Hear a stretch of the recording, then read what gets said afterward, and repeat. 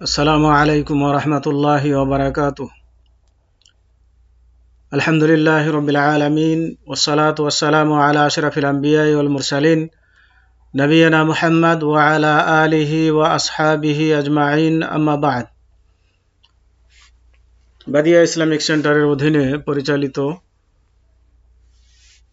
41তম কোর্সের বাংলা বিভাগের প্রথম শ্রেণীর হাদিসের ক্লাস আরম্ভ করছি। আজকের হাদিস নম্বর হচ্ছে 9। হাদিসের বিষয়বস্তু হচ্ছে রাগ বা ক্রোধ করা হতে সতর্কীকরণ। সকল ছাত্রর মনোযোগ কামনা করছি। আমি প্রথমে হাদিসের শাব্দিক অর্থ বলে দিব। প্রথমে হাদিসটি পড়ে দিব, এরপরে হাদিসের শাব্দিক অর্থ বলে দিব, এরপরে হাদিসের টানা অর্থ, এরপরে হাদিসের বর্ণনাকারীর পরিচয়, হাদিসের সারসংক্ষেপ অর্থ এবং হাদিস থেকে শিক্ষণীয় বিষয়, এই সমস্ত জিনিসগুলো আলোচনা করব ইনশাআল্লাহ। তো আসুন প্রথমে আমরা হাদিসটি জেনে নিই। রাগ বা ক্রোধ করা হতে সতর্কীকরণ। আন আবি হুরায়রা রাদিয়াল্লাহু আনহু আন্না রাজুলান ক্বালা লিন-নবী সাল্লাল্লাহু আলাইহি ওয়াসাল্লাম আওসিনি ক্বালা লা তাগদাব ফারাদ্দাদা মিরারান ক্বালা লা তাগদাব।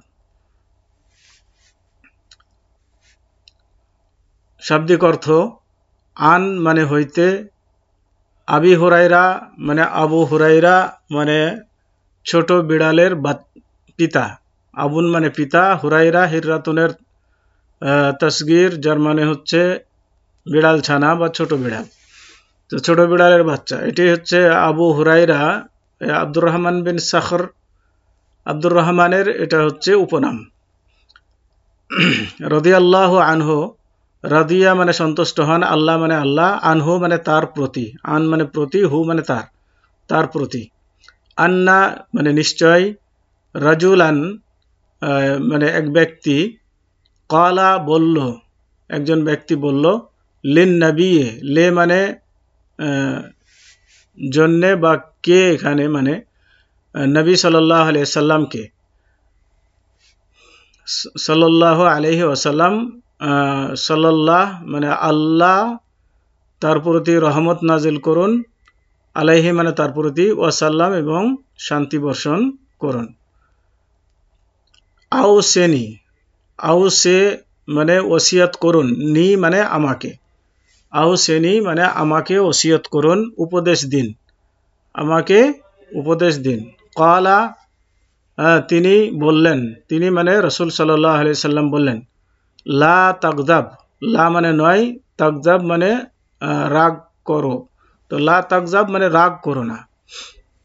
ফারাদ্দাদা মিরারান, রাদ্দাদা মানে পুনরাবৃত্তি, সে পুনরাবৃত্তি করলো। মেরারান মাররাতুনের বহু বচন, মেরার মানে কয়েকবার। তো এই কথাটি মানে এই প্রশ্নটি তিনি কয়েকবার করলেন, তার মানে তিনি আরো নসিহত চাইলেন।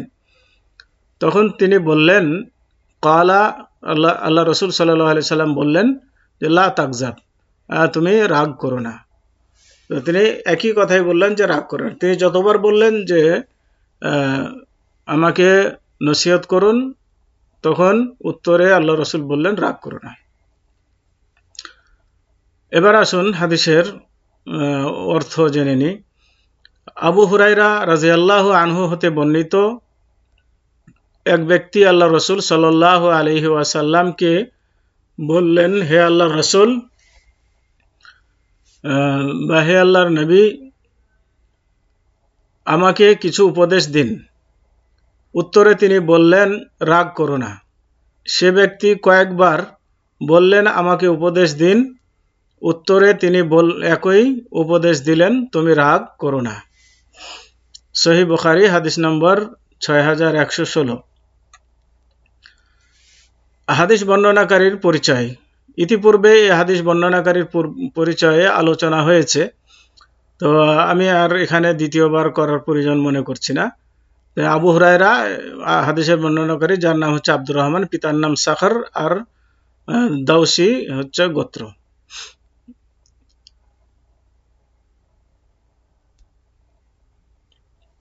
হাদিসের সারসংক্ষেপ অর্থ: এ হাদিসে রাগ করা নিষেধ করা হয়েছে এবং যে সমস্ত বিষয়ে রাগ করা ক্রোধের কারণ হয় সেগুলিকে বর্জন করতে বলা হয়েছে অথবা উহার মুখোমুখি হতে নিষেধ করেছেন। হাদিসে আল্লাহর রাসূল সাল্লাল্লাহু আলাইহি ওয়াসাল্লাম শুধুমাত্র একটি শব্দের উপর কথাটিকে সংক্ষিপ্ত করেছেন, কেননা প্রশ্নকারী রাগান্বিত ছিলেন, এবং আল্লাহর রাসূল সাল্লাল্লাহু আলাইহি ওয়াসাল্লাম সকল ব্যক্তিকে ওই বিষয়ে বেশি পূর্ণতা দান করতেন যে বিষয়ে তাদের বেশি প্রয়োজন থাকত।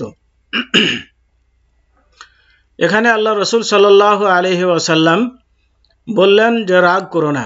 এই ছোট্ট কথার মধ্যে দুনিয়া ও আখিরাতের সকল কল্যাণ নিহিত রয়েছে, কেননা রাগের শেষ পরিণতি হলো সম্পর্ক ছিন্ন করা, অন্যের প্রতি রাগ হওয়ার পরিণতিতে যে ব্যক্তির উপরে রাগ হয়েছে তাকে কষ্ট দেওয়া ইত্যাদি সহ সকল কাজে বা সকল কিছুই জায়েজ নয়, এবং রাগের কারণে ওই ব্যক্তির দিন ত্রুটিপূর্ণ থাকবে। তাহলে এখান থেকে বোঝা যায় যে রাগ মানুষের জন্য কল্যাণকর নয়, বরং এটা ক্ষতির কারণ।